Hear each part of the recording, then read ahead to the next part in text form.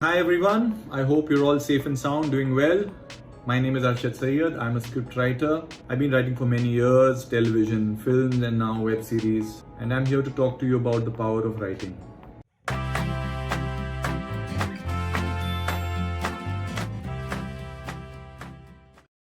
And I'm just going to begin with this little story from my own childhood.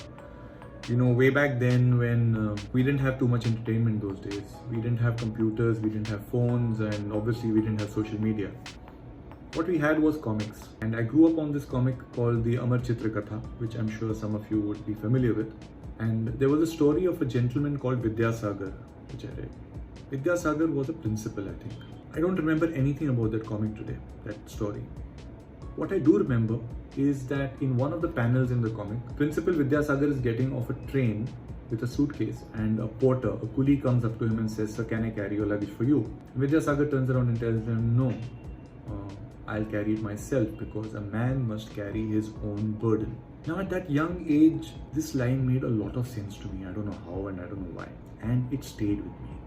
And it's been more than 30 years, and to date, I still carry my own luggage as far as I can. I still carry my own burden, so to speak. And that's the only thing I remember from that comic. Which brings me to the point that I'm trying to make here, is that as we grow, we always think that our points of inspiration are going to be our parents, our friends, our relatives, our teachers. But that's not always true. You never know what can inspire you in life. It could be something that you read, something that you watch, a film, an anecdote that you hear, a saying that you read on a wall, a story that you witness.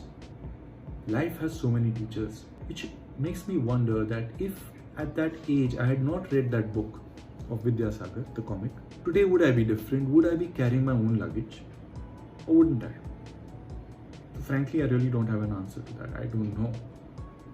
But what I can tell you is that if the writer, the one who wrote that comic, comes to know that somewhere at one line that he wrote inspired a young kid to do something which he carries across for the rest of his life, I'm sure he would have found it very fulfilling and would have been very happy. And that, my friends, is the power of writing. So to all you aspiring writers out there, who like to write stories, who want to write stories in any form, be aware of one thing, that whether you like it or not, whether you want it or not, whatever you write, whatever your story is, in some way or the other, it's going to influence somebody. In some way or the other, it is going to have a message or an impact on somebody. And which is why I believe no matter what you write, it should come with a certain responsibility. There are a lot of movies that we go and see which come with a message. There's a social message in the end of the film, which is very clear. And then there are those kind of films which, you go and see where they tell you, "Oh, leave your brain behind at home. Isme there is only maza, there's nothing else, there is no message, it's just a mindless comedy." But no, even those films will have a message, which you might not really realize, but it's there. The message could be as simple as, there are too many problems in life, just be happy, love your friends, love your family, good will always win, evil will lose. Simple messaging, but at the end of every story, be it comedy, drama, thriller, there is something that a viewer or an audience or a reader is going to take back. And everybody takes back different things.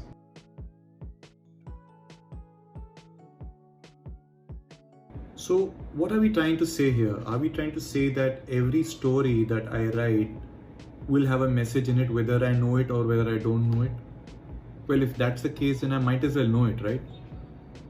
I mean, if you know what's going to be in your story, you know that it's going to make an impact on somebody, then I might as well be aware of it right from the start. So now I have to write a story knowing that, okay, my story is going to say something at the end of the day. It is going to have some impact on somebody. It is going to influence somebody in some way. So let me be the first person to be first aware of it. So what should that message be?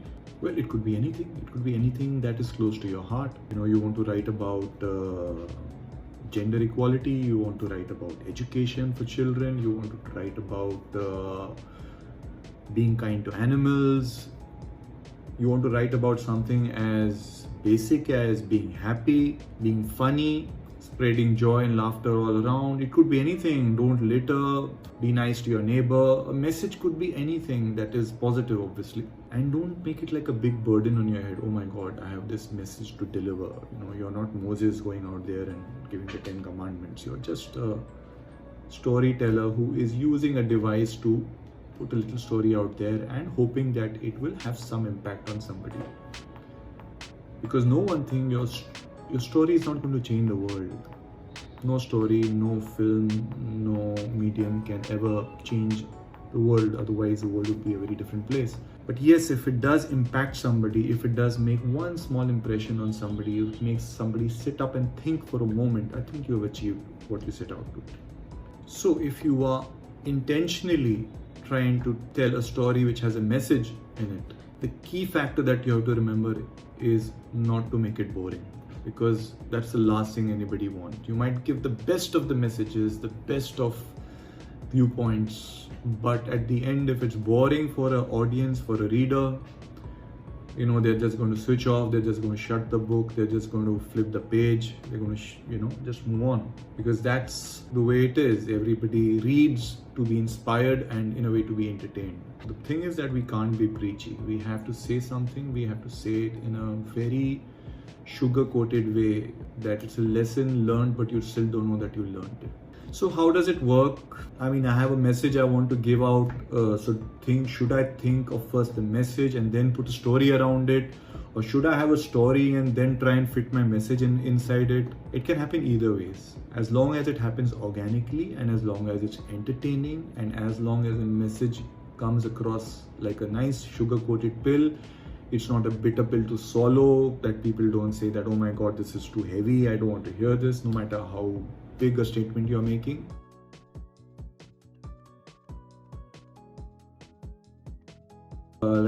I love cats. Okay, I really like cats, but I'm quite aware that a lot of people don't. A lot of people are scared of cats. They feel some say cats are evil, some say cats, they give a very odd vibe to you, they're very selfish. Some say that, oh, when I was small, a cat scratched me, since then I hate cats. So, okay, everyone has their point of views, fair enough. Now, I want to make a story which will make people sit up and say that no, cats are not as bad as or as evil as people think they are. So what do I do? Do I just go out there and write a story where I'm just praising cats and saying, oh, cats are great and cats are the best pets you can have, and please keep a cat, and they're very playful, and kittens are very cute, and they come in various colors? If I start going on that route, trust me, people will get bored and they'll say, listen, in fact, they'll tell me to keep quiet.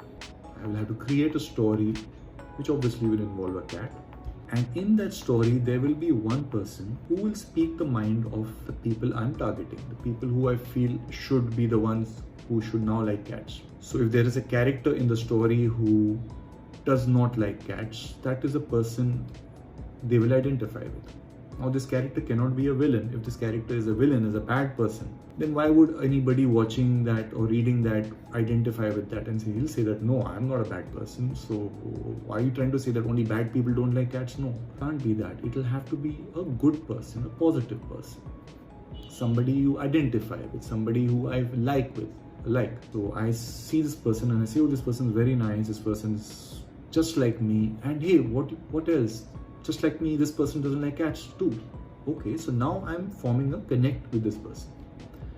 And now through this person, I tell the story, and by the end of my story, through my various means and through my plot points, etc., this person by the end of the story who didn't like cats now starts liking cats. So what I will have tried to have done is made somebody identify with my character, equated the same thought with the character has with the person who's watching, so that they relate. And then once you grab that person, then slowly take him to the direction that you want to take him to, which in my case is making that person like cats. As for the person who's watching this, who really was supposed to be my target audience or viewer, I really don't know. At the end, if you think that, oh, after this film or after this story, everybody who reads it or watches it is going to love cats, no, please, that's expecting too much. But if you make a few of them sit up and think that, oh, okay, maybe cats are not so bad, okay, okay, then I think that's a lot done. And that's what you need to do. That's what the power of writing eventually is. Okay, so I was talking about cats, and obviously there are more pressing issues in the world than cats. And I'm sure there are a lot of issues that you would be feeling, as kids, as teenagers yourselves, things that are close to your heart, issues that you feel about, things that you want to talk about in your story. So just go out there, go ahead and write about them. And that's the beauty, that's the power of writing, is that when you write, you're the boss, you're in control, it's your world, it's not what things are outside. You can set, probably we can't set things right out there in the world, but we can set them right in our stories. We can tell the stories we want, we can have characters the way we want. So go out there, create your world, give your own messages, what's close to you, write it out, and don't be afraid.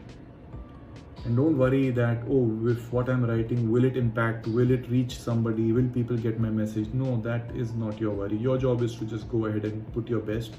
But believe me that if you feel it in your heart when you're writing, trust me, somebody else will also feel it when they read it. And even if that does not happen, even if at the end of the day, at the end of your whole writing exercise, the only person who's impacted by it, the only person who's inspired by it is just you, that, my friend, is also enough.